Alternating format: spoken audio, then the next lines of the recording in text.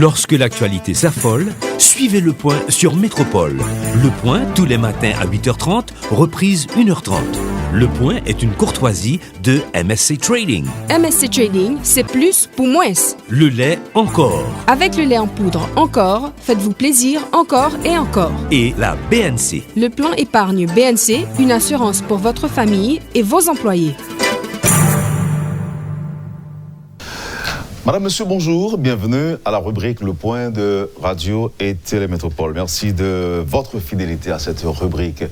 Nous avons le privilège d'accueillir sur le plateau ce matin l'ambassadeur des États-Unis en Haïti, Madame Michelle J. Season. Avec notre invité ce matin, on va pas commenter l'actualité, mais on va revenir sur quelques points importants.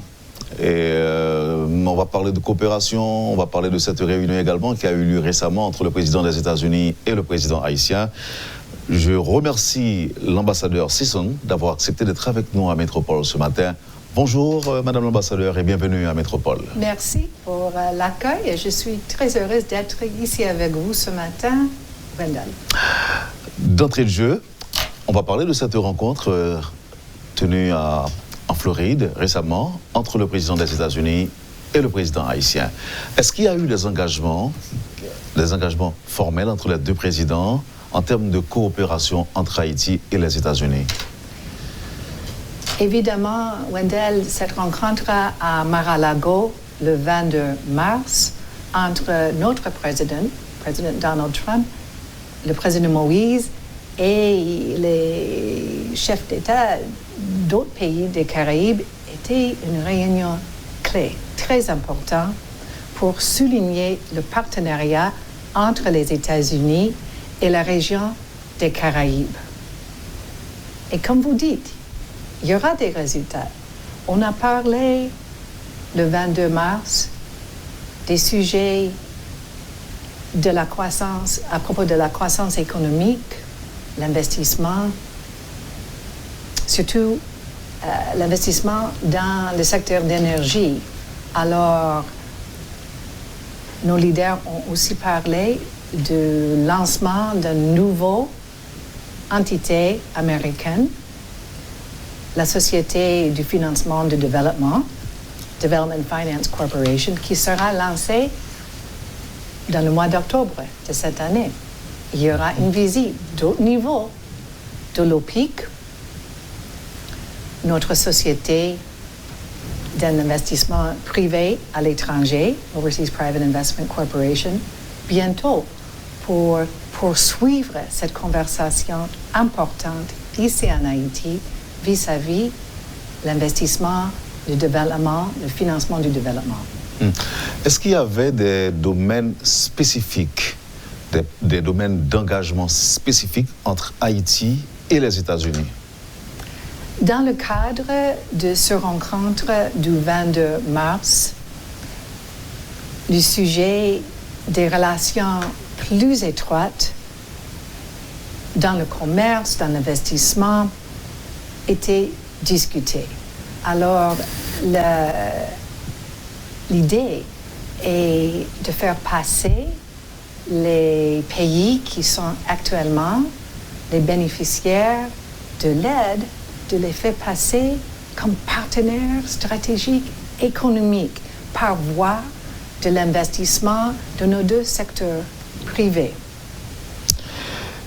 Y a-t-il effectivement des experts américains du département de l'énergie qui travaillent avec des institutions haïtiennes actuellement en Haïti? Quel est leur rôle? Vous savez, le gouvernement d'Haïti nous a expliqué le désir du gouvernement de faire libéraliser le secteur du carburant, le secteur d'énergie. Alors, nous avons aussi une certaine expérience dans ce domaine. Alors, c'est pour ça que par voie du USAID et notre département d'énergie, nous avons identifié quelques experts pour travailler avec l'équipe ici en Haïti dans ce domaine. Donc ces experts, est-ce qu'ils sont nombreux? Est-ce qu'ils sont déjà là? Ils sont déjà ici. C'est une partie de notre coopération bilatérale. Alors, évidemment, le secteur d'énergie est un secteur clé pour les investisseurs, c'est un secteur clé pour la population, c'est un secteur clé pour la croissance économique. Et c'est pour ça que nous avons voulu répondre rapidement à cette demande de partenariat dans ce domaine. Quelle est la position des États-Unis concernant le mandat de la MINUJUST? Comme vous savez, nous sommes pays membres du Conseil de sécurité auprès des Nations Unies à New York. Alors, le mandat de la mission MINUJUST est fixé pour terminer, s'il n'y a pas un changement d'avis du Conseil de sécurité, fixé pour terminer en octobre de cette année 2019. Il y a une conversation maintenant entre le pays d'Haïti, les membres du Conseil de sécurité, pour les prochaines étapes. Évidemment, comme pays membre des Nations Unies et pays membre du Conseil de sécurité, l'ambassade des États-Unis est très intéressée de voir les acquis déjà vus dans le domaine protection des droits de l'homme, dans le domaine de développement policier, dans le domaine du développement de renforcement du système judiciaire. On veut bien voir tout ce progrès renforcé avec la prochaine étape. Et c'est pour ça que les membres du Conseil de sécurité, en ce moment, à New York, parlent de la possibilité d'une mission spéciale politique. Ça veut dire un autre type de mission des Nations Unies qu'on a vu dans d'autres pays, qui peut avoir des experts policiers, des experts dans le domaine des corrections, des experts dans le droit de l'homme, des experts dans plusieurs spécialités pour poursuivre ses buts et ses priorités importantes.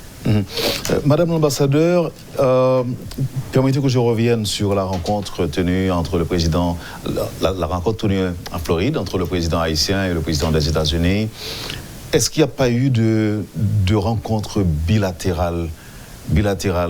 Deuxièmement, est-ce que le dossier du TPS avait été abordé? Si oui, qu'est-ce que nous devons savoir, même si les informations font état de décisions récentes du président des États-Unis? On parle de prolongation, mais qu'est-ce que nous devons savoir? Alors, la question a deux volets. Premièrement, est-ce qu'il y a eu des discussions bilatérales, quand on sait qu'il y a eu plusieurs chefs d'État de la région qui participaient à cette rencontre? Si le dossier de TPS avait été abordé au cours de cette rencontre, qu'est-ce que nous devons retenir? Comme vous savez, il y avait toute une équipe qui est partie d'Haïti, y compris le ministre des Affaires étrangères et d'autres autorités qui étaient avec le président Moïse en Floride avec notre équipe. Alors, nos équipes ont discuté toute la gamme des sujets, y compris, par exemple, l'importance de la coopération pour adresser les désastres naturels, les tempêtes tropicales, les ouragans, etc.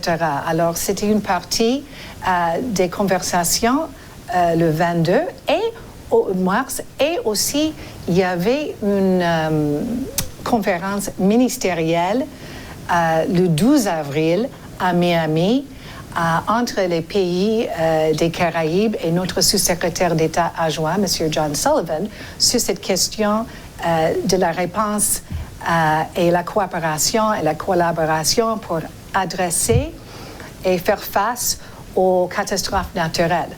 Alors, il y avait toute une gamme, pas uniquement la croissance économique et l'importance du secteur privé et l'investissement, mais aussi la collaboration dans ce domaine également.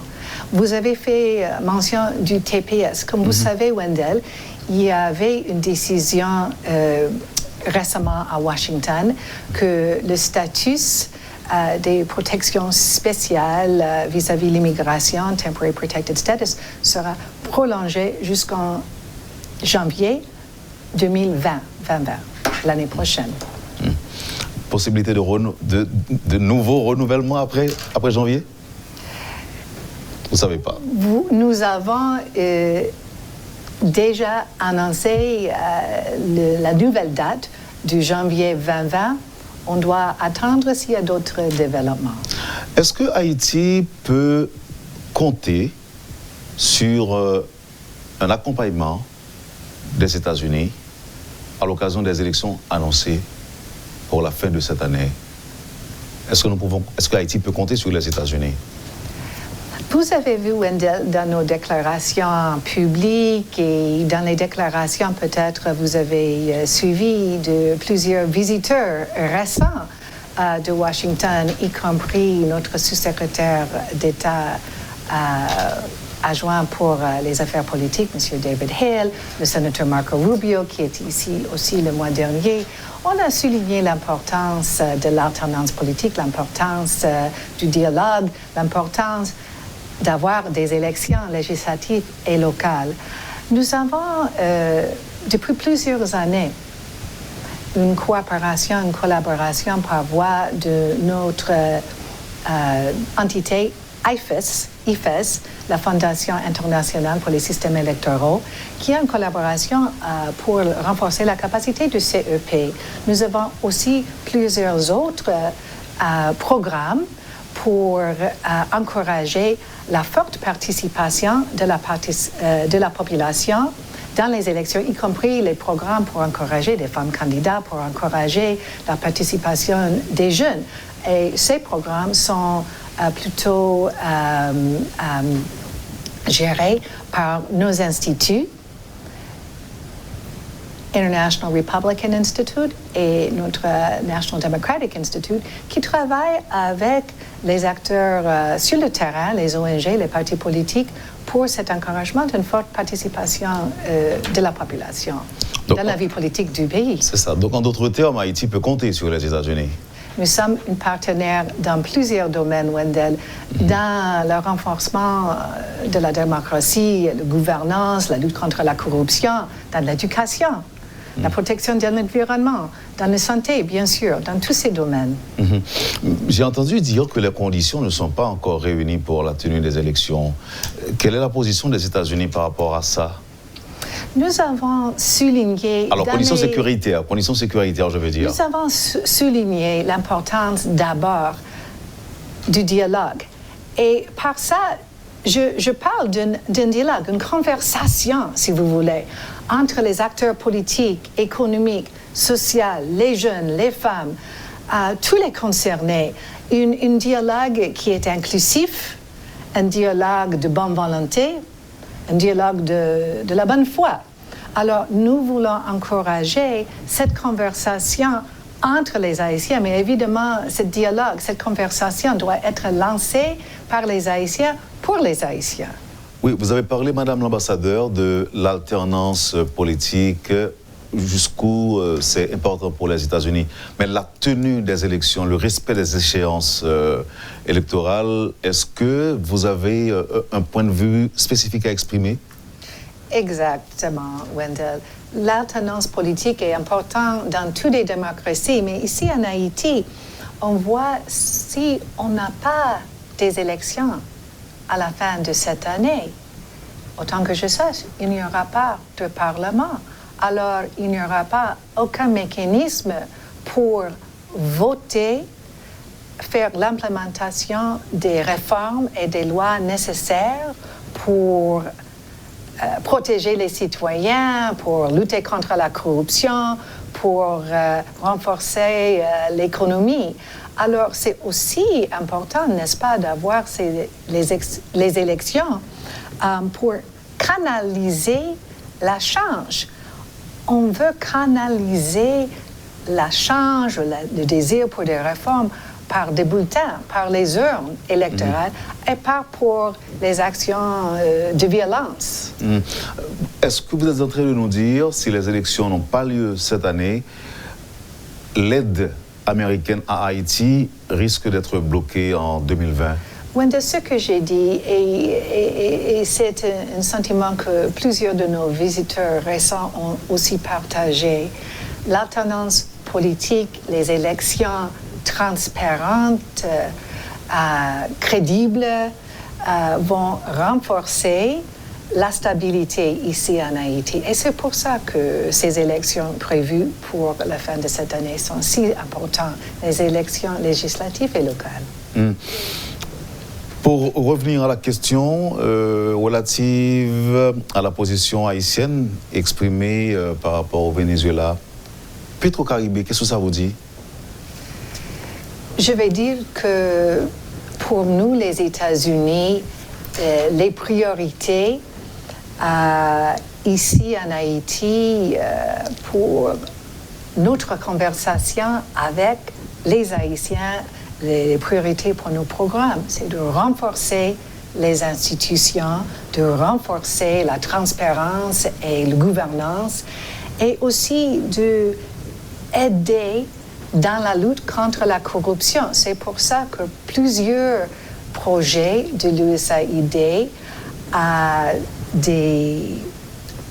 des efforts dans le projet pour promouvoir ces buts, pour adresser ces défis. Vous avez parlé de Petro-Caribé. Nous voulons voir un Haïti où il n'y a pas d'impunité.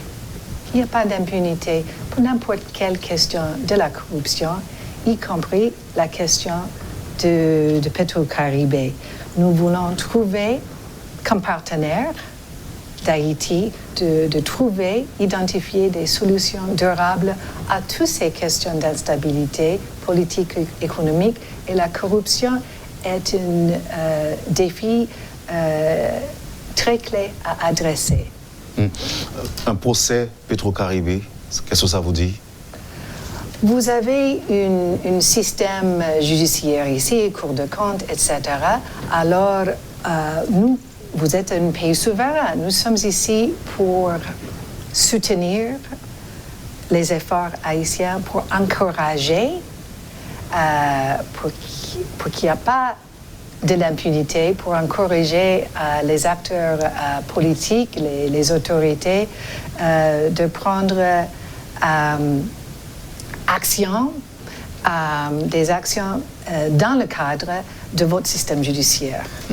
Des investigateurs américains, par exemple, des enquêteurs américains pour une enquête indépendante sur Petro-Caribé?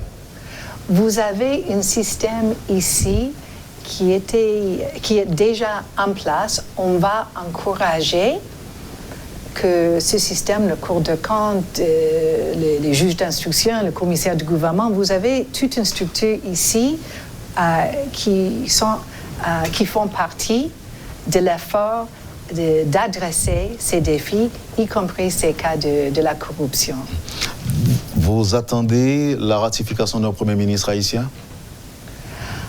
C'est très important, comme pays ami, à notre avis, d'avoir un gouvernement nommé, la formation du gouvernement nommé, pour que le gouvernement puisse commencer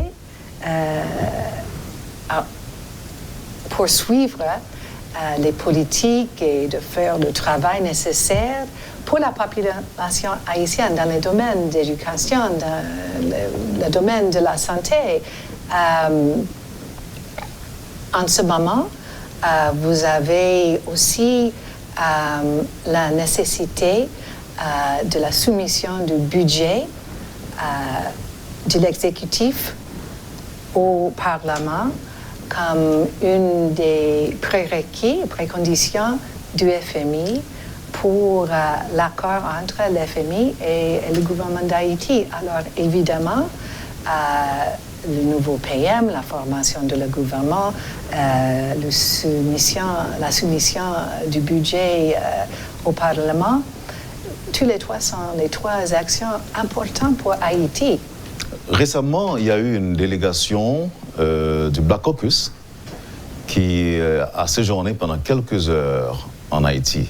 Et selon les informations, cette délégation avait été invitée par le couple Aristide. Et cette délégation a été se renseigner sur ce qui s'était passé sur les événements de novembre dernier à La Saline. À ce propos, quelles ont été les recommandations? Qu'est-ce que l'ambassade avait produit comme rapport au département d'État sur ce qui s'est passé à La Saline?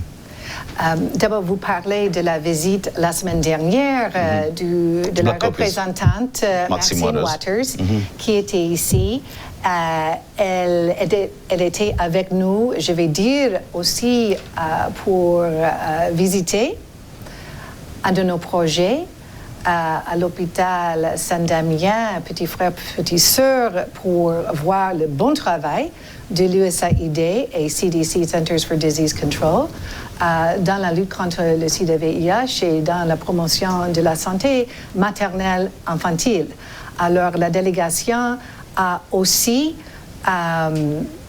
reçu un briefing à notre ambassade sur les actualités politiques, économiques, sociales. On a parlé des événements à La Saline, du défi qui confronte Haïti ces jours-ci, de l'escalade de la violence. Nous avons partagé avec la délégation le travail qu'on fasse par voie de nos programmes de l'ambassade avec la PNH, la formation, l'équipement de la PNH. C'est très important de souligner que nos programmes pour renforcer les capacités de la police de proximité, community policing, c'est une priorité aussi de faire référence à la prévention et le partenariat. Et je vais dire, le partenariat, c'est avec les communautés locales, les ONG locaux, la société civile, dans les zones, dans les quartiers vulnérables, dans les quartiers affectés par ces événements. Mais aussi la prévention, ça veut dire les programmes de formation, éducation, outreach avec les jeunes.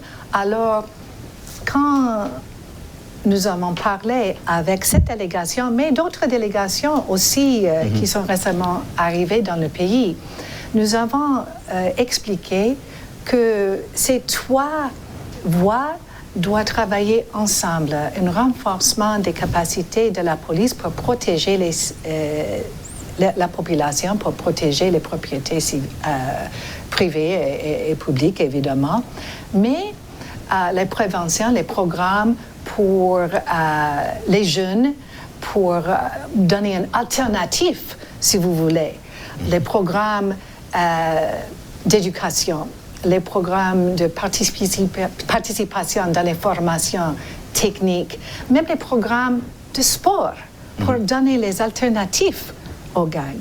Et finalement, des partenariats forts avec les communautés. Alors pour nous, à l'ambassade des États-Unis, nous sommes fiers des programmes dans tous les trois trajets. Et c'est ça qu'on a expliqué avec cette délégation récente. Mais il n'y a pas eu d'enquête indépendante lancée par l'ambassade? Vous savez, nous avons nous avons les conversations régulières avec les autorités. Moi-même, j'ai soulevé les questions auprès des incidents de novembre de La Saline avec M. le Président de la République, avec le ministre de la Justice, avec le DG de la PNH. Mais nous avons des contacts aussi avec les défenseurs des droits de l'homme, Pierre Espérance de RNDDH. Nous sommes pays membres, évidemment, aussi de l'OEA. Alors, il y a une visite programmée bientôt, autant que je sache, de la Commission interaméricaine pour les droits de l'homme, the Inter-American Human Rights Commission, la Commission interaméricaine des droits de l'homme.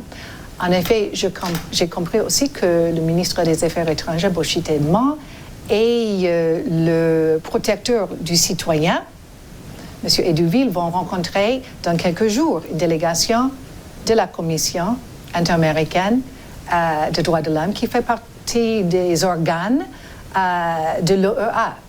Alors, comme pays membre de l'OEA, nous soutenons cet effort du CIDH et comme pays membre des Nations Unies, nous soutenons aussi l'enquête indépendante des Nations Unies. Alors, je sais bien que cette enquête a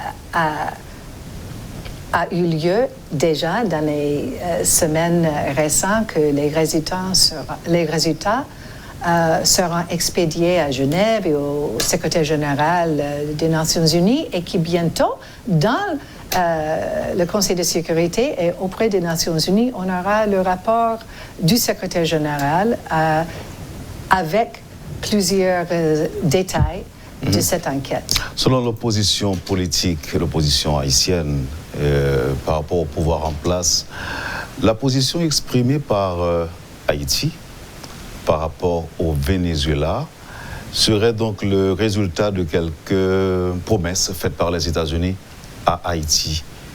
Cette position, on parle même de revirement de la position haïtienne par rapport au Venezuela. Est-il vrai qu'il y a eu des promesses faites à Haïti pour l'inciter à changer de position par rapport au Venezuela, Madame l'ambassadeur? Haïti, le gouvernement d'Haïti, Haïti a pris la décision correcte pour le peuple d'Haïti de soutenir la démocratie au Venezuela, de soutenir la protection des droits de l'homme au Venezuela, de s'adresser à la crise humanitaire au Venezuela qui a déjà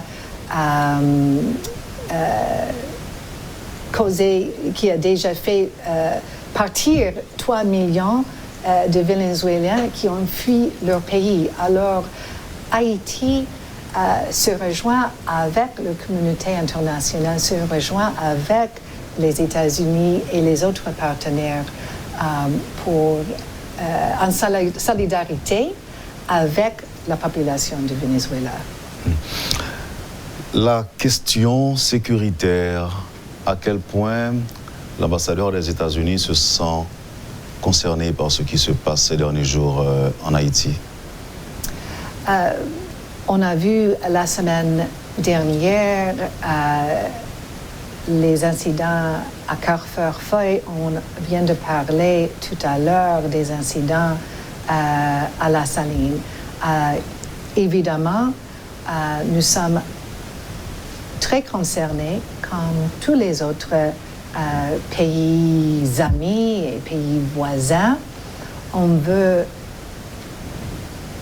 insister sur les enquêtes indépendantes, sur ces questions, les allégations d'abus de droits de l'homme qui étaient soulevées par la société civile.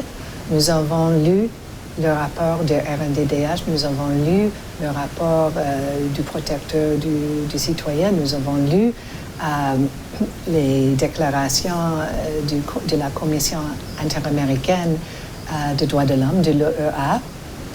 Mais au même moment, on veut bien renforcer la capacité de la PNH qui a aussi perdu des policiers dans la lutte contre cette violence des gangs. On veut bien renforcer sa capacité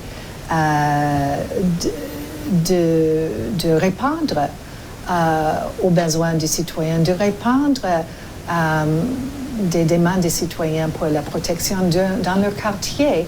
Alors c'est pour ça que nous sommes ici avec community policing, avec la police de proximité, pour bien protéger par voie des formations, par voie de certains experts policiers qui arrivent des États-Unis pour partager leurs connaissances. Et je vais ajouter aussi qu'on a eu, par exemple, un conférencier très intéressant ici, il y a quelques mois, M.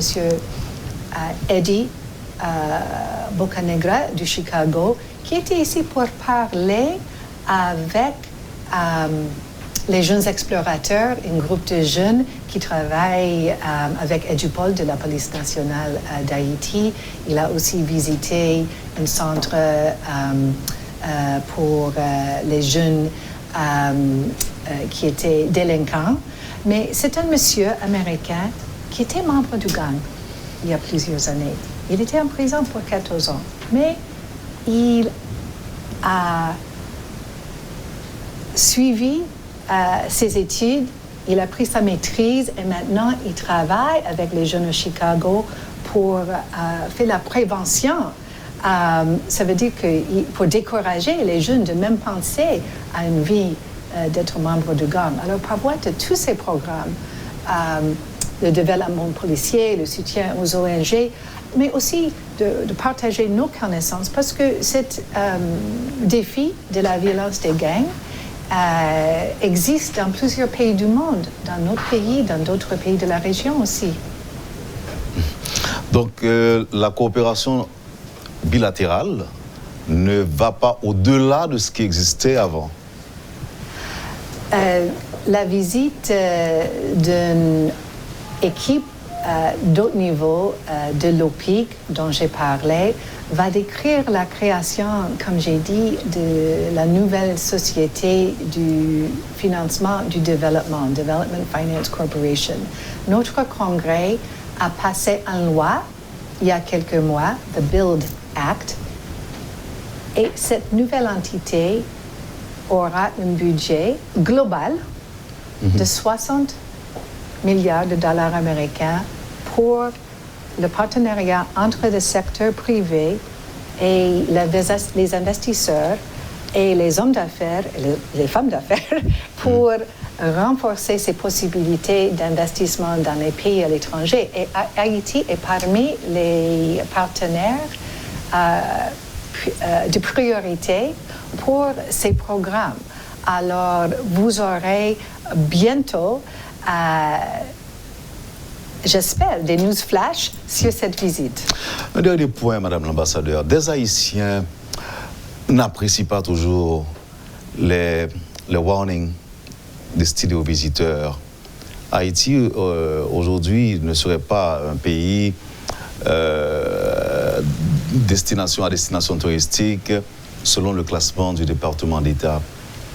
Qu'est-ce qui peut être fait pour, je dirais, enlever ces messages décourageants pour Haïti? Qu'est-ce qui doit être fait? Est-ce que c'est aux Haïtiens de faire quelque chose ou bien notre pays ami, les États-Unis, ne peut pas faire quelque chose non plus ou encore ne peut pas revenir sur ces messages à répétition qui découragent des étrangers à venir en Haïti?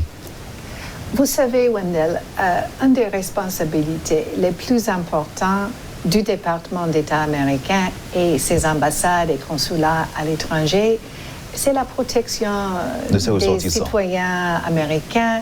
Et c'est pour ça que nous avons créé, il y a plusieurs années, ce système mondial, ce système global des travel advisories, les avis de voyage. Si un Américain est en train de planifier un voyage, il va chercher des informations sur la loi, sur le pays en question. Alors, c'est un service que les départements d'État fournissent aux citoyens américains vis-à-vis leur voyage à l'étranger.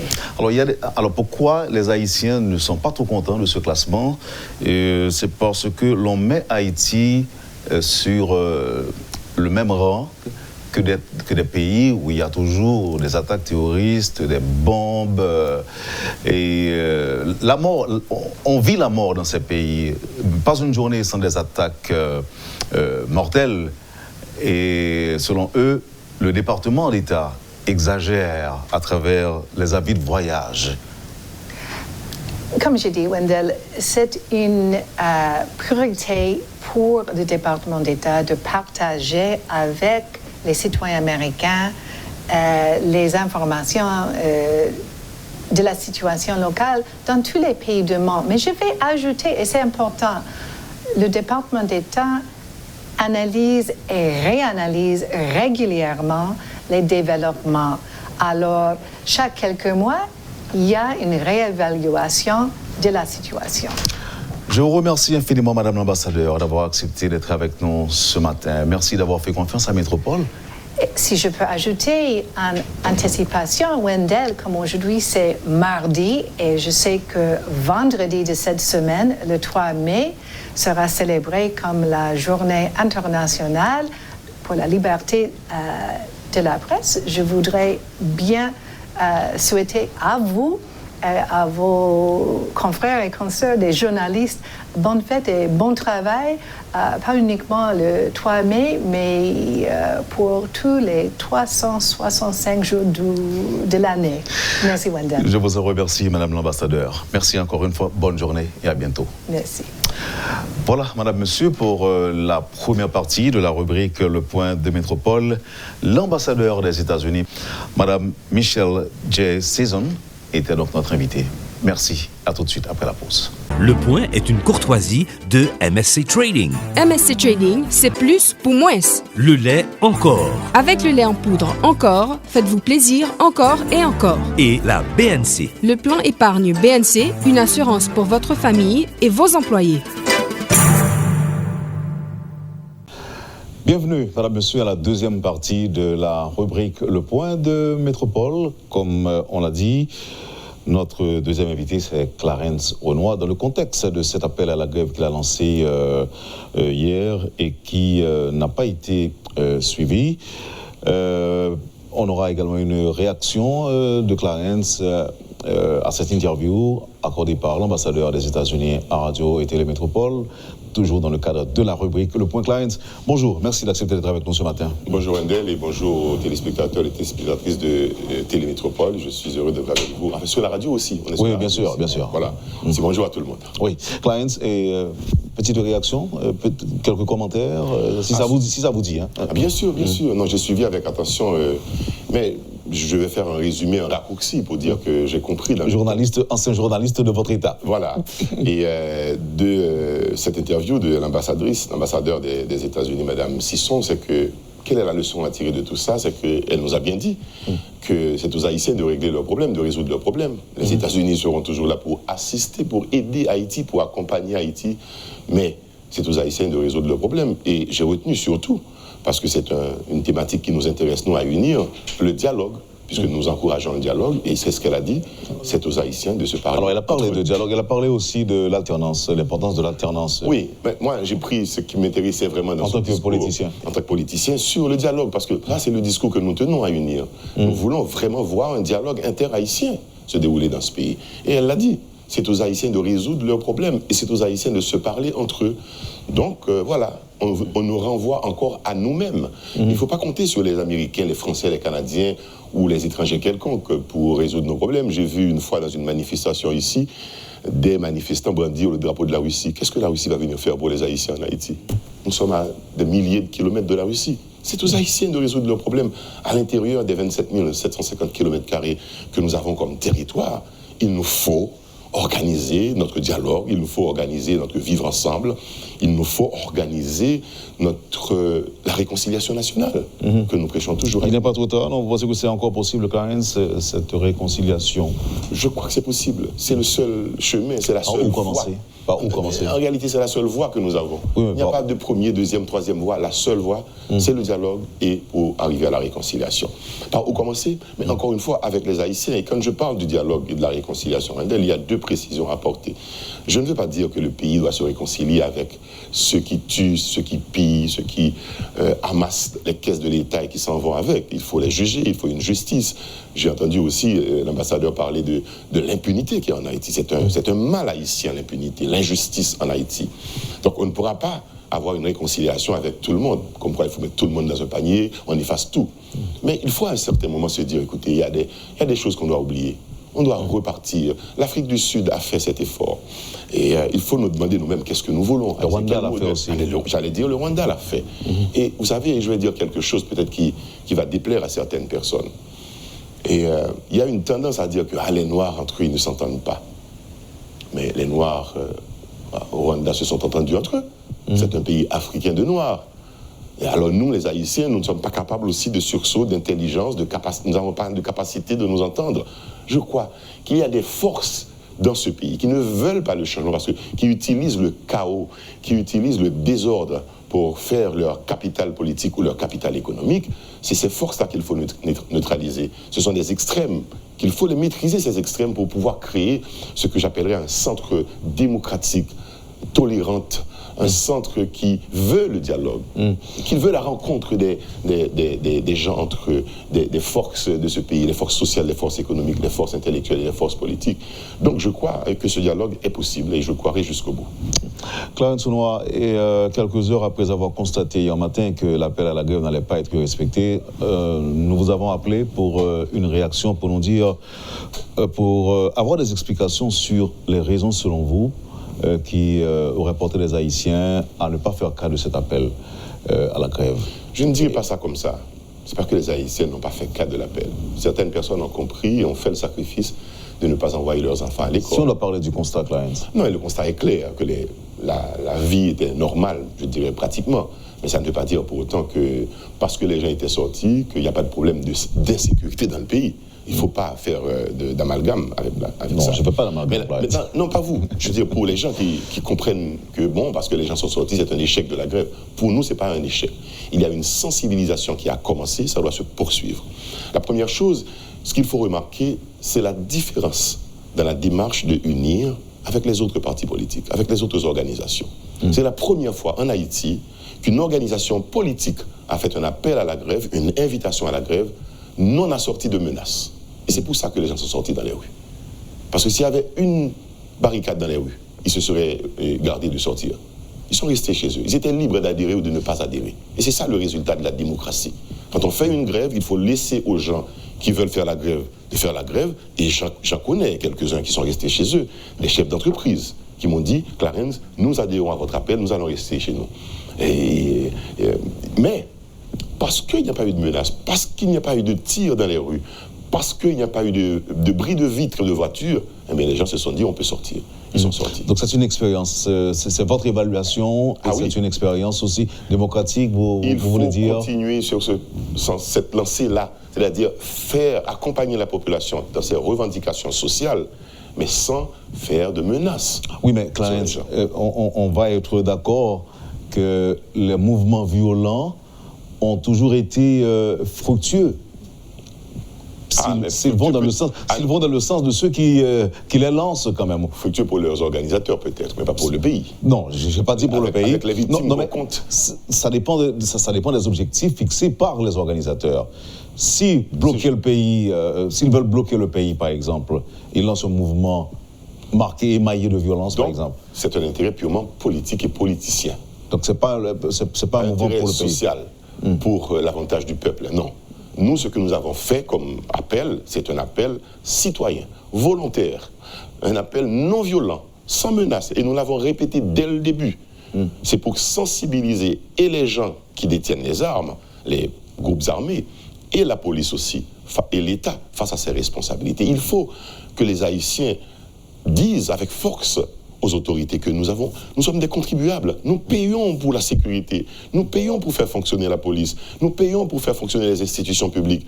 Alors en retour, ils nous doivent ces institutions, elles nous doivent la sécurité de nos biens, de nos vies, pour que les écoles puissent fonctionner, pour que les marchands, petits commerçants et petits détaillants puissent sortir dans les villes, pour que les hôtels puissent fonctionner, pour que justement les Américains puissent dire « Ok, il n'y a pas de problème, nous allons lever l'avertissement que nous avons posé sur Haïti. » Parce que ça pèse sur le pays. Il y a beaucoup de conséquences économiques, on ne s'en rend pas compte de ça. Donc nous, à UNIR, nous n'allons pas augmenter à la misère de cette population, à la souffrance de cette population, en faisant une grève pour des raisons politiques et pour aller barricader les rues de Port-au-Prince et casser les vitres des véhicules ou des magasins des gens. Vous avez dit à plusieurs reprises que ce n'est pas un mouvement pour exiger ou réclamer le départ de l'équipe au pouvoir, de l'équipe en place. Ça ne veut pas dire que j'exonère le pouvoir ou l'État de ses responsabilités d'assurer la sécurité de tous. Ça ne veut pas dire ça. Mais l'objectif était clair, c'était de porter les citoyens à se sensibiliser sur cette question et aussi de dire, Wendell, parce que quand je dis il faut demander aux jeunes de déposer les armes, mais il faut aller à la source du problème aussi. Qu'est-ce qui fait que ces jeunes ont des armes en main? Où trouvent-ils ces armes? Qui distribue ces armes? Et les munitions, d'où viennent-elles? Mais il faut que Les Haïtiens se posent ces questions-là. Les gens ont tendance à se résigner, dire ah, écoutez, moi, mon business, je ne vais pas fermer aujourd'hui parce que j'ai un personnel à payer, j'ai des affaires. Oui, c'est vrai. Mais va-t-on continuer à vivre dans cette situation-là? Un jour, ça va, l'autre jour, ça ne va pas. Alors, évidemment, et ça peut revenir sur certaines expressions que vous avez utilisées hier en réaction à cet appel à la grève. Vous avez parlé aussi de jungle politique. Il n'y a pas de classe politique en Haïti, il y a une jungle politique là. D'autres observateurs estiment que vous avez frappé fort, que vous êtes allé très loin, très fort dans vos propos. Peut-être qu'ils ont dit très fort, mais pas trop fort. Il y a une différence, Wendell. J'ai pesé mes mots pour le dire parce que j'ai subi des attaques malhonnêtes, méchantes, parce que j'ai osé, Clarence Renoir, avec unir un jeune parti politique. Mais où va-t-il pour aller demander, pour lancer un appel à la grève? On ne va pas lui laisser ce crédit de faire une grève dans ce pays. On va casser ça. Et on va lui mettre sur le dos toutes les responsabilités de ce qu'on va faire dans le pays. C'est ce que les gens avaient promis de faire. Là, vous parlez de... Les autres partis politiques, d'autres partis politiques. Et d'autres leaders très vocaux dans les médias qui m'ont pratiquement incendié avec leurs propos, qui ont cherché à me salir avec leurs déclarations. Vous n'avez pas eu le temps d'écouter les radios. Moi, j'ai souffert à entendre dire de moi des choses malhonnêtes, méchantes, mais avec une telle agressivité. Et vous voyez dans les propos de ces gens l'intention de tuer, d'assassiner quelqu'un. Et je crois que je vous l'ai dit hier sur Radio Métropole, et je le redirai ici aussi, pour dire merci à Himmler Ribu, qui a appelé de son plein gré personnellement. Alors je dis de son plein gré, là, son parti s'appelle Le Gré. Oui. Ça tombe bien alors, pas un jeu de mots calculé. Oui, bon gré mal gré, donc... Voilà. Il a appelé pour dire non, on ne fait pas ça à une personne qu'on ne connaît pas. On ne doit pas tuer les gens comme ça. Et je vais remercier aussi Assad Volsi, qui a appelé aussi sur une antenne d'une station de radio pour dire non. Parce que le type a dit que Clarence a été mangé au palais, il a été prendre de l'argent de Jovenel, il cherche à devenir Premier ministre, c'est ce qu'il cherche, etc. Comment peut-il oser? Qu'est-ce qu'il connaît de la souffrance des gens pour demander la grève? C'est nous qui avons l'autorité de convoquer la grève. Et nous, en ayant droit. Et voilà. Il y a un autre qui a dit des pleines bêtises. Non mais attention, Clarence. Donc c'est une jungle, Wendell. Non mais vous m'avez posé la question, c'est une vraie jungle. Dans la jungle, qu'est-ce qu'il y a? Les animaux, les uns se mangent, mangent les autres. Donc on s'entretue. Et c'est pas seulement ça, il y a aussi tout ce qu'il y a comme la cour des miracles, c'est-à-dire on ne reconnaît plus personne, personne n'a de compassion pour personne. Et donc, à partir de ce moment, il faut tuer l'autre. Il ne faut pas le laisser grandir. Il faut l'éliminer. Et ce n'est pas seulement dans la politique qu'il y a une jungle. Ce pays est une jungle, quelque part. Dans le commerce, dans le business, dans tout. Oui. Les grands avalent les petits. Voilà. On ira nulle part, Clarence. Je ne dirais pas qu'on ira nulle part. Il faut justement faire un faisceau pour pousser le pays dans une autre direction. Et je suis dans ce combat, quelque part. Et je suis là-dedans, et je dirais à mes risques et périls. Un homme, moi j'ai passé la cinquantaine... je ne regarde plus la vie devant moi, peut-être elle est derrière moi, je m'en fous de tout. Alors, je crois que, et si vous permettez que je termine là-dessus, Wendell, il faut, je ne m'érige pas en brave ou en téméraire quand je dis ça, mais je dis que je n'ai que la parole. Je n'ai que la parole pour dénoncer les comportements de personnes qui sont vraiment, qui constituent un handicap à l'avancement de ce pays. Il y a des camps de personnes, ils sont de toutes les couleurs, ils sont de tous les bords politiques. Mais ce sont eux les obstacles à l'avancement de ce pays. Il faut les dénoncer. Ce sont eux qui donnent les armes aux jeunes dans les rues, dans les quartiers. Au lieu d'aider ces jeunes à sortir de leur misère, de ces trous comme des rats où ils vivent, à leur offrir l'éducation, les sports, la santé, pour leur offrir d'autres alternatives de vie, mais les gens s'amusent à armer ces jeunes. Regardez comment est terminé l'autre hier soir. De quelques balles, et puis c'est fini. Pas de justice, l'impunité. Donc on ne saura jamais la vérité sur ce qui était derrière lui, c'est EUX qui était derrière lui. Tout ça, Wendell, comment peut-on tenir ce pays dans cette situation-là pendant si longtemps? Il n'y a personne à se réveiller. Donc ça, c'est votre réaction à la mort de Tigé? Je dirais plein de choses concernant la mort de Tigé. C'est une leçon pour les autres, pour qu'ils sachent, mais attention, regardez comment il termine sa vie, dans la rue, de quelques balles dans la tête, comme un chien, dans son sang. Ben vous aussi, vous allez finir comme ça. Moi, j'étais journaliste, j'ai fait plein de reportages, j'ai côtoyé plein de chefs de gang, des bandits notoires, des kidnappeurs, etc. Mais où sont-ils aujourd'hui? Et quel est le résultat pour le pays de ces personnes qui se cachent, politiques et économiques et autres, qui se cachent derrière ces groupes-là pour les pousser à faire des actions? qu'est-ce que ça fait pour le pays? Quelle est l'utilité pour Haïti dans tout ça? Il n'y a pas de bénéfice. Il y a quelques personnes qui tirent un bénéfice mesquin direct de ça, et après. Alors, on se sent quand même préoccupé, Clarence. Très préoccupé. Par la réaction ou par le comportement des hommes politiques qui, en fait, voient en vous une menace. Le fait que vous ayez lancé un appel à la grève générale pour dénoncer l'insécurité, pour protester contre le massacre survenu à Carrefour-Feuille, où des dizaines de personnes ont péri. Est-ce que ces gens-là qui font de la politique, est-ce qu'ils n'ont pas compris votre démarche? Est-ce qu'ils n'ont pas compris mon rapport? Est-ce qu'ils ne se sentent pas concernés par la détérioration de la situation sécuritaire du pays? Est-ce qu'ils se sentent concernés? J'ai des doutes. Parce que parfois, ce sont eux qui alimentent la sécurité aussi. Pourquoi seraient-ils concernés?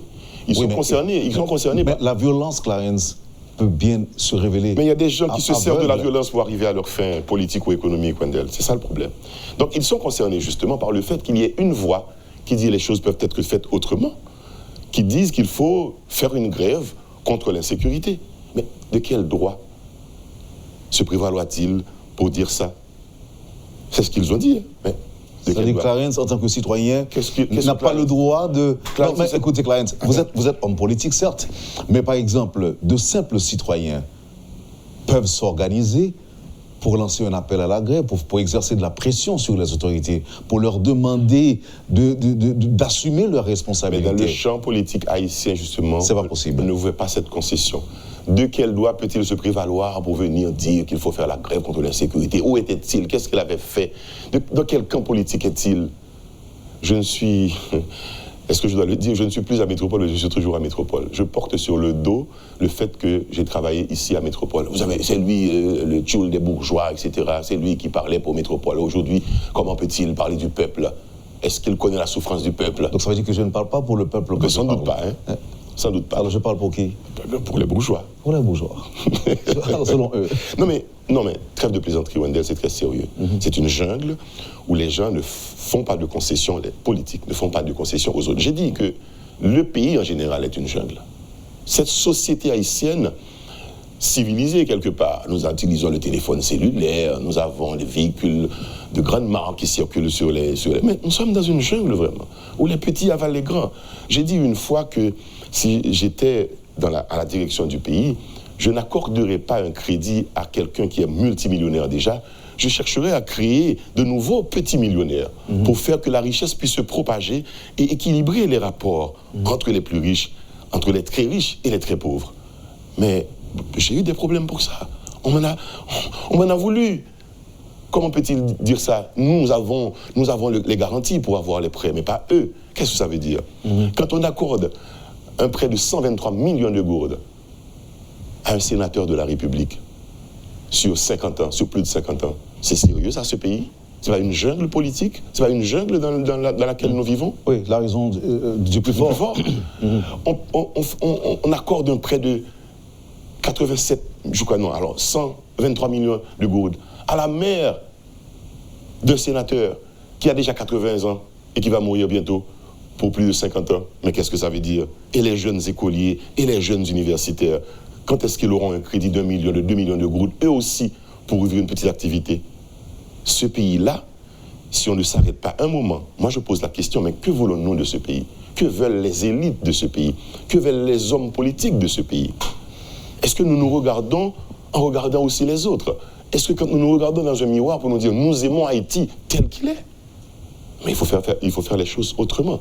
Je suis donc dans ce combat, ce ne sera pas un combat difficile, je ne verrai pas peut-être la victoire dans ce combat, mais d'autres doivent continuer pour continuer à marteler. Oui, on peut faire la grève, on peut faire les manifestations, mais autrement. Sans la violence. Sans la violence. Moi, je vois ça partout. Il y a des manifestations aussi à Washington, aux États-Unis. Mais ce n'est pas fait pour casser forcément, pas fait pour détruire. Donc il faut apprendre à cette société aussi qu'elle doit être volontaire pour réclamer ses droits et ne pas vivre dans la résignation. Ces accusations, vous les avez entendues sur les médias ou on vous les a rapportées? Non, je les ai entendues personnellement et je peux vous dire, Wendell, ça fait mal. Ça fait mal d'entendre parler de soi-même par une autre personne et je me recherchais quelque part. C'est comme si vous êtes dit, est-ce que c'est moi qui suis là? Est-ce que je suis vraiment c'est de vous qu'on parlait? Est-ce que de moi? C'est de moi. Pour avoir seulement lancé un appel à la grève? Ben oui. Avant, on ne l'avait pas fait. Mais parce que là, je suis dans un champ politique où il y a des zones qui sont des zones réservées à certaines personnes. Quand vous y entrez, eh bien, vous vous faites tabasser. C'est pas du tout... il n'y a pas d'élégance dans la politique en Haïti. Il n'y a pas de concession. Est-ce que parfois, Clarence, vous éprouvez, je dirais, un sentiment de regret d'avoir choisi de faire de la politique? Je me suis posé la question vendredi soir, après avoir écouté les radios au cours de la journée de vendredi. Je me suis posé la question, mais qu'est-ce que je suis venu faire dans cette galère? Qu'est-ce que ça veut dire? Quel en est le bénéfice pour moi si c'est ça que j'entends? Et vous savez, le pire là-dedans, c'est qu'il n'y a personne, presque pratiquement, pour prendre votre défense. Je ne dis pas ça en oubliant que je viens de dire merci à Himmler Ribu et à Assad Volsi qui se sont portés volontaires pour le faire. Et j'ai reçu un soutien ferme, je dirais, mais non officiel, de beaucoup de personnes qui m'ont appelé pour me dire on est avec vous dans ce mouvement parce que nous croyons que le pays a besoin de sécurité, mais dans la jungle politique, il n'y a pas de cadeau. Et on me l'a prouvé vendredi. Personne ne voulait avec vous signer un appel à la grève.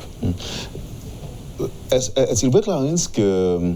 Sauf des syndicats, des syndicalistes qui ont volontairement dit oui, nous appuyons ce mouvement. Et je ne les ai jamais rencontrés, il n'y a pas eu d'argent à distribuer aux gens, ni de menaces à faire. Est-il vrai, Clarence, qu'il y a eu effectivement des demandes de certains secteurs à mettre le pays à feu et à sang hier pour vous faire porter le chapeau? Oui, Wendell. J'ai eu ce témoignage vérifié de personnes que je ne peux pas citer ici pour ne pas les mettre en danger et qui m'ont dit, écoutez, prenez la radio, arrêtez ce mouvement, sinon vous allez payer un prix fort pour ça.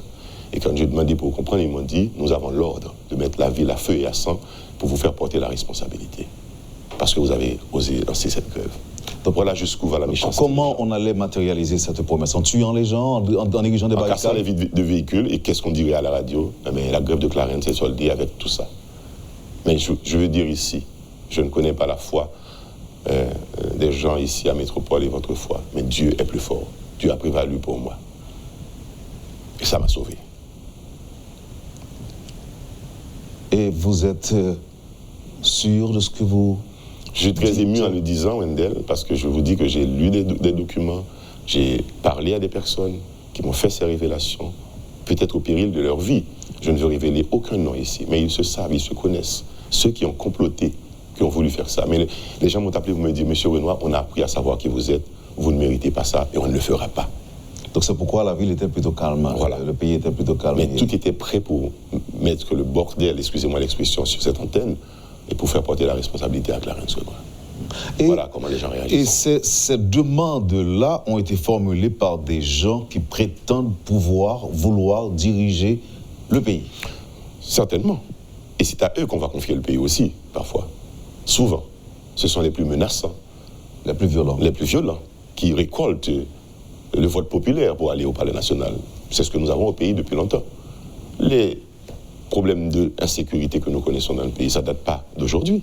Et c'est pour ça que j'avais dit, au risque d'être mal compris, et j'en ai payé aussi pour ça. Il y a beaucoup d'articles qui sont sortis sur moi pour dire « Oh, Clarence est un homme politique, il dit qu'il fait une grève apolitique. » Ah, s'il dit ça, c'est parce qu'il veut protéger Jovenel. Il est son ami, il cherche un poste au gouvernement, il a été boire du vin au palais, donc il a faim, il a besoin de ci et de ça.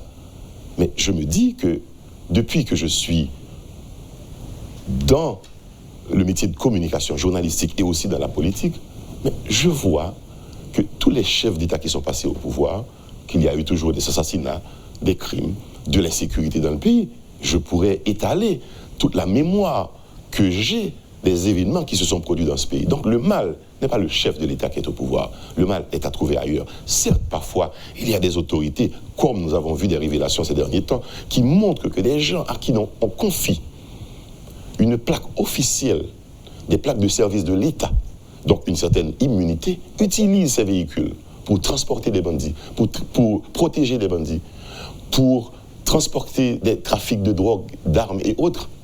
Mais c'est malsain. Dans quel pays vivons-nous? Quel État que nous avons? C'est un État qui est complice même de l'insécurité en entretenant des relations malhonnêtes, malsaines avec des gens hors la loi. Ça, c'est intolérable dans un pays. Je crois qu'il faut le dénoncer. Il faut plus de voix pour le dénoncer. Ma voix peut être une voix politique en le disant. là, je ne cherche pas à dire que je ne suis pas dans la politique en disant que la grève n'avait pas un objectif politique. Mais je dis, si on fait une fixation pour dire c'est lui, retirez-le au pouvoir et puis nous avons la sécurité, c'est faux. On l'a fait tant de fois dans ce pays, on n'a pas résolu le problème. Donc il faut aller à la base. Je crois que l'État doit être présent dans les quartiers, dans les bidonvilles, présent en créant des centres sportifs, des centres de santé, des centres de formation, des écoles, pour donner d'autres alternatives aux jeunes et les retirer dans les mains de ces malhonnêtes gens qui les utilisent leur faiblesse, leur pauvreté, leur vulnérabilité pour créer ce qu'ils veulent. Vous avez bien dit, Clarence, vous parlez de vulnérabilité, moi je pourrais ajouter précarité aussi de cette population qui ne réclame que 1000 gourdes pour aller voter. Est-ce que dans ce contexte-là, Clarence, où ce sont, comme c'est une jungle politique, où ce sont les plus forts, les plus riches, ceux qui sont en mesure de donner des centaines de milliers ou encore des millions de gourdes à raison de 1000 gourdes par tête de bétail pour se rendre aux urnes, est-ce que Clarence Renoir sera un jour compris par ce peuple? Est-ce que Clarence Renoir aura sa chance un jour d'être élu?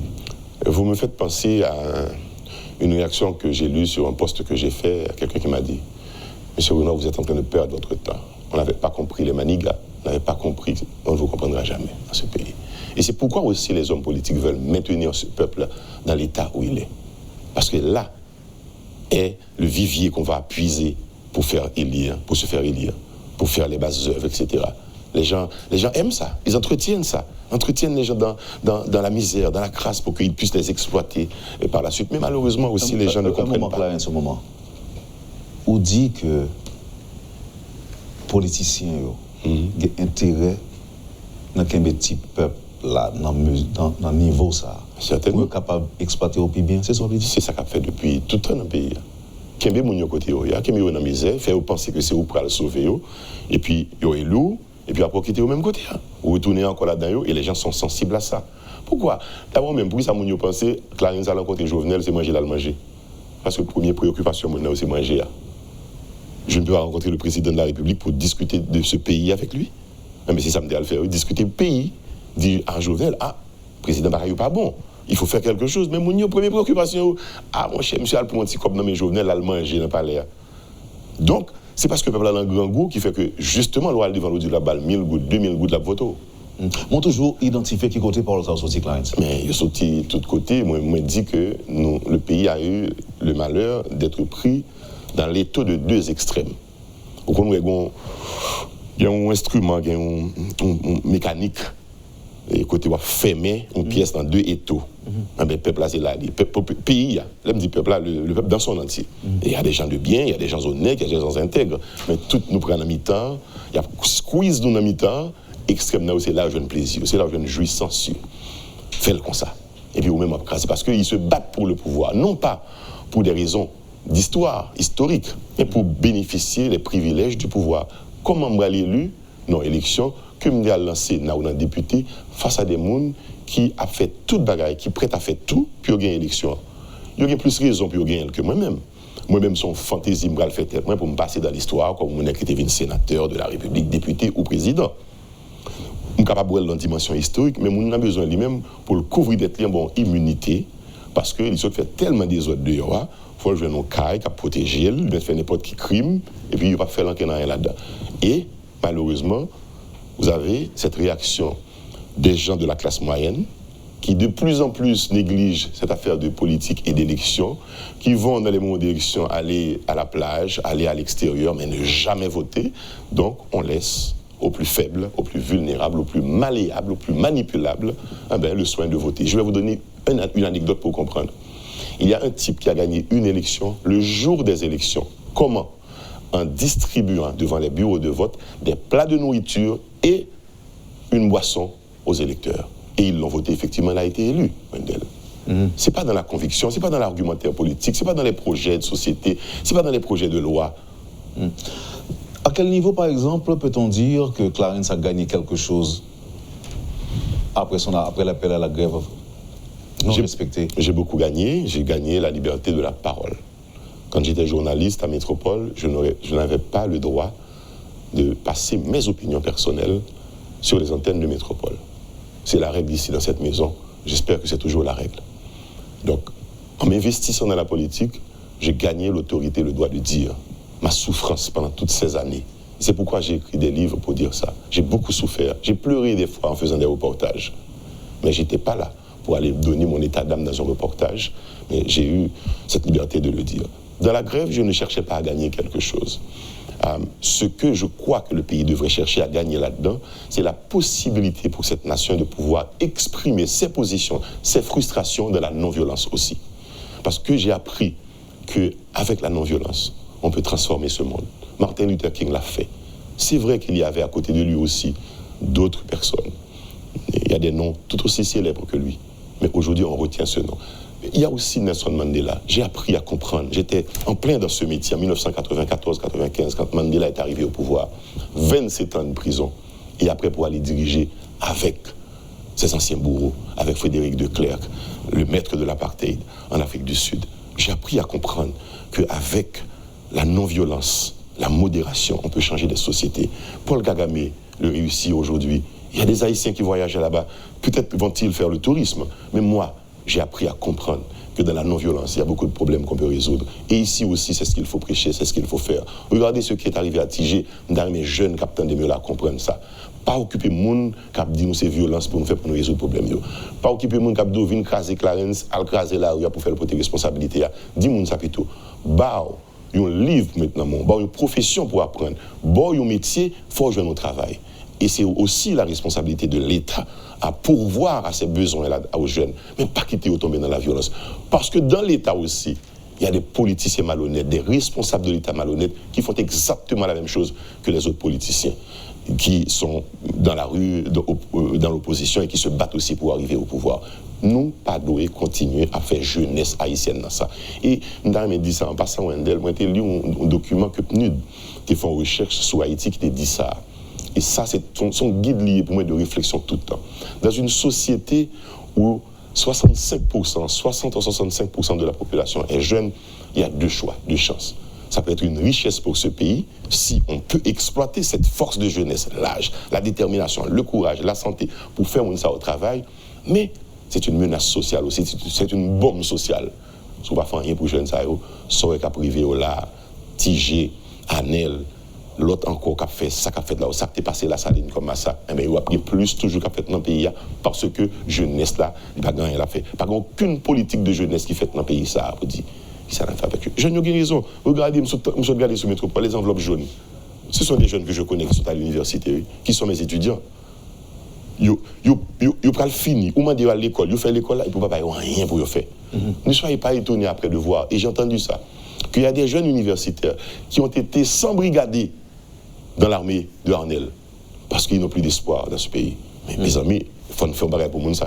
Plus d'espoir, et en fait, on parle de modèles aussi. Ah mais oui, bien sûr. Mais les modèles qu'ils ont, c'est ça nous regarder là-haut. Modèles ne vont pas faire un peu de bruit non plus, quand même. Les modèles, non, les autres modèles qui font beaucoup de bruit. Oui. Je me dis, un député tape marché dans tête manifestation avec un Kalachnikov là-même. Il a fait, il finit de faire l'entrée de la caille, personne n'a jamais dit rien. Qu'est-ce que ça veut dire? C'est la loi du plus fort, vous l'avez dit. Clarence, merci parce que vous êtes disponible pour nous. Attends, bonne fête aussi. J'ai mis Mme Sisson en disant ça, parce que le 3 mai, c'est le jour de la presse. Et parce que justement, question média, parce que ça, c'est un problème grave. Est-ce que nous parlons encore de dérive? Est-ce que nous allons mettre un terme à l'émission? Je me rappelle que Mme Sisson se dit tout à l'heure, 3 mai, c'est pour la journée de la presse. Comment trouvez-vous pour un métier en la évoluer aujourd'hui? Ou pas ouais tout son jungle que la presse vient aujourd'hui là, on fait ça et on dit ça et on veut. C'est un petit principe de base, m'apprend depuis que je suis entré dans ça, les deux sons de cloche. Ça veut dire l'homme on accuse un monde sur les zones. Donc côté si vous voulez passer ça mon dit donc monde faut regarder l'autre là que accusé a dit sans répondre. Pas ça qu'on y a là. N'importe monde dans le téléphone, il dit n'importe ça veut sur n'importe qui monde et puis c'est fini. Et en plus, c'est pas un appel désintéressé, c'est un appel intéressé politiquement parce que politiciens ba jeune yo kob al relé pour fendre le monde. Que ça dans pouvoir, que ça pas dans pouvoir. Les tribunaux, c'est ça retourner. Donc, on a un genre de presse tout. Mais est-ce que son groupe monde que les médias ont payé, que responsable politique ont payé? Oui, bien sûr. C'est pas pour défendre l'argument, vous avez dit, allez, oui, unir son bon parti, mais ça ne passe pas. Non, c'est pour écraser le monde plutôt. C'est comme ça. Et puis, en plus, bon, ça, c'est une question d'éthique et de déontologie. Est-ce qu'un pile journaliste qui n'a radio, qui a parlé là toute la journée, toute la nuit, est-ce que quand ça arrive en éthique journalistique ou en déontologie journalistique, puis on ne peut pas dire n'importe quoi, ce monde ne peut pas faire n'importe quoi, Wendell. Ce pays est malade. Et la presse est un problème. Et je vais vous dire une chose, sans citer de nom. J'ai rencontré 2 personnalités importantes du pays récemment. Et puis, dans la conclusion, discussion, je dis, Clarence, vous avez raison, le pays a 2 dictatures qu'on y a là-dedans. Dictature parlementaire et dictature de la presse. Mes derniers mots. Merci beaucoup. Merci pour l'invitation. Vous avez suivi, madame, monsieur, la rubrique Le Point de Métropole. Merci de l'intérêt. Merci de l'attention. Merci de l'accueil. Passez une excellente journée avec nous. À bientôt. Lorsque l'actualité s'affole, suivez Le Point sur Métropole. Le Point, tous les matins à 8h30, reprise 1h30. Le Point est une courtoisie de MSC Trading. MSC Trading, c'est plus pour moins. Le lait encore. Avec le lait en poudre encore, faites-vous plaisir encore et encore. Et la BNC. Le plan épargne BNC, une assurance pour votre famille et vos employés.